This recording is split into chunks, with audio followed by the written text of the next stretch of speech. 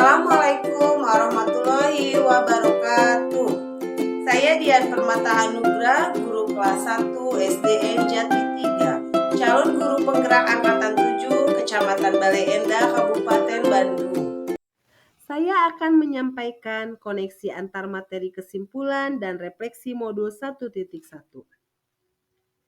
Apa yang Anda percaya tentang murid dan pembelajaran di kelas sebelum Anda mempelajari modul 1.1? Sebelum saya mempelajari modul 1.1, saya sebagai guru selalu mendominasi dalam pembelajaran. Dalam pembelajaran, saya sebagai guru hanya menggunakan metode ceramah saja, dan murid mendengarkan, diam, mengerjakan. Yang kedua, pembelajaran terfokus pada ketercapaian materi dan mencapai KKM. Yang ketiga, memberikan tugas seragam tanpa memikirkan potensi anak yang berbeda. Keempat, kegiatan pembelajaran selalu dilakukan di dalam kelas. Yang kelima, pemberian hukuman kepada murid. Dan terakhir, keenam, pemberian reward kepada murid sebagai motivasi.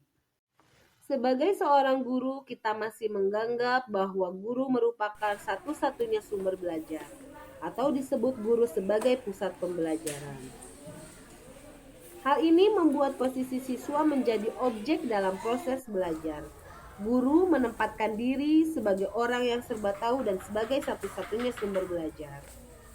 Dan siswa hanya melakukan aktivitas sesuai dengan petunjuk guru. Siswa hampir tidak memiliki kesempatan untuk melakukan aktivitas sesuai dengan minat dan keinginannya. Selain itu, kita sering memberikan keseluruhan siswa dengan metode belajar yang sama.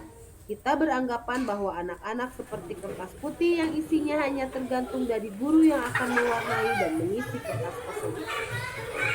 Padahal, setiap anak memiliki kodrat yang berbeda-beda. Setiap anak adalah pribadi yang istimewa dan tidak bisa disamakan antara satu dengan yang lainnya. Kita seringkali hanya menggunakan metode pembelajaran yang sama untuk semua siswa. Padahal, gaya belajar antara anak satu dengan anak yang lainnya pastinya berbeda. Siswa sering kita tuntut memiliki pemahaman dan penguasaan materi sesuai dengan kriteria ketuntasan minimal yang ditetapkan oleh kurikulum. Padahal kemampuan anak satu dengan yang lainnya pasti berbeda. Ada anak yang memiliki bakat dalam bidang matematika, seni, ada pula yang bidang olahraga. Tentunya apabila hanya melihat ingin meningkatkan prestasi siswa dari kemampuan kognitif saja, akan banyak sekali anak-anak yang berbakat dalam bidang seni, olahraga, maupun matematika akan kehilangan kemampuannya. Akan banyak kehilangan bakat-bakat seorang anak yang mempunyai kesempatan besar ke depannya. Karena itu, saya harus mendalami kembali pemikiran-pemikiran Ki Hajar Dewantara bahwa tujuan pendidikan yaitu menuntun segala kodrat yang ada pada anak-anak agar mereka dapat mencapai keselamatan dan kebahagiaan yang setinggi-tingginya, baik sebagai manusia, sebagai anggota masyarakat.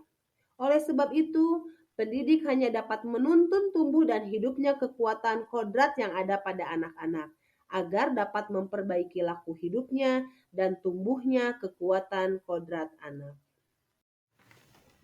Apa yang dapat segera Anda terapkan lebih baik agar kelas Anda mencerminkan pemikiran Ki Hajar Dewantara? Yang pertama saya lakukan adalah saya harus mengubah pemikiran saya tentang anak hanya sekedar kertas kosong yang bisa digambar oleh orang dewasa. Tetapi sebenarnya anak sejak lahir sudah mempunyai kodratnya. Namun masih samar-samar.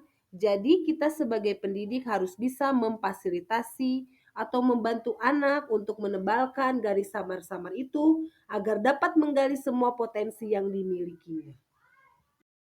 Yang kedua adalah sebagai guru kita harus menciptakan pembelajaran berpusat kepada anak. Contohnya kita bisa menggunakan metode sistem Among. Tujuan sistem Among ini diantaranya untuk meningkatkan peran serta siswa dalam pembelajaran, meningkatkan semangat dan antusias siswa saat mengikuti pelajaran, meningkatkan kerjasama siswa dalam pembelajaran, dan menanamkan pendidikan karakter disiplin kepada siswa. Dengan sistem Among ini, saya berharap sebagai pendidik bisa meningkatkan peran serta siswa dalam pembelajaran, peningkatan keaktifan siswa dalam mengerjakan tugasnya dengan baik, peningkatan semangat siswa dalam pembelajaran, peningkatan kerjasama siswa dalam pembelajaran, dan peningkatan keaktifan pendidikan karakter, yaitu berdisiplin.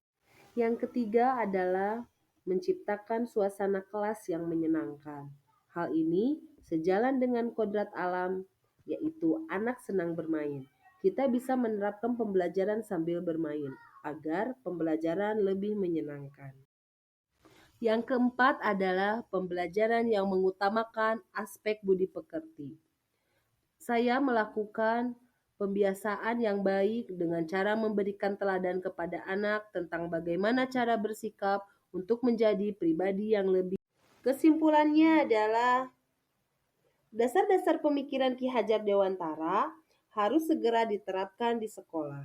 Di antaranya adalah pendidik itu menuntun, bukan menuntut, karena setiap anak sudah memiliki kodratnya, agar mereka bisa mencapai kebahagiaan yang setinggi-tingginya. Guru haruslah menjadi teladan seorang model, sekaligus mentor dari anak di dalam mewujudkan karakter anak yang meliputi olah pikir, olah hati, dan olah rasa.